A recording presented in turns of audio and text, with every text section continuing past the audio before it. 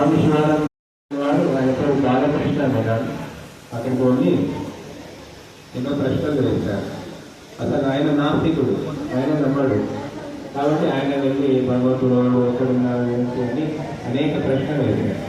అయితే ఇది చెప్పడం కాదు, నువ్వు ఇక్కడ ఉండు, ఈ ఊరికే మాటలతో నీకు అర్థం కాదు, కొన్ని రోజులు ఆశ్రమంలో ఉండు, అప్పుడు దివ్యమైనటువంటి అనుభూతి నీకు కలుగుతుంది అంటే అప్పుడు వారు ఉండడం జరిగింది.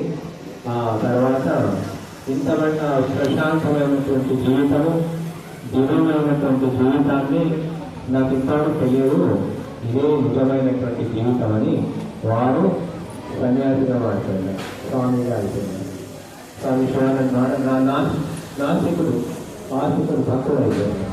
తర్వాత సన్యాస దీక్ష తీసుకున్నారు. స్వామి శివానంద మహారాజ్ సన్యాస దీక్ష ఇచ్చారు. బాలకృష్ణ మీద ఎంఏఎల్ఎల్ని చేశారు, జర్నలిస్ట్గా పనిచేశారు.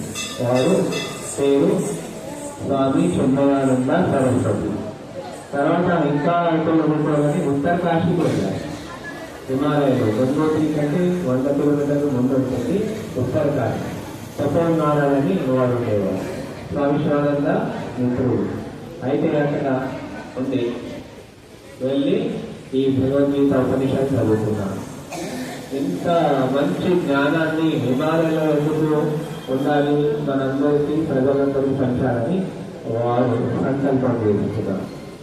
సంకల్పం చేసుకొని కొంత సంఘాలు ఉంటుంటారు, ఎవరు ఉన్నారు, అందరూ సంసారంలో ఉన్నారు, చాలా బిజీగా ఉంటారు.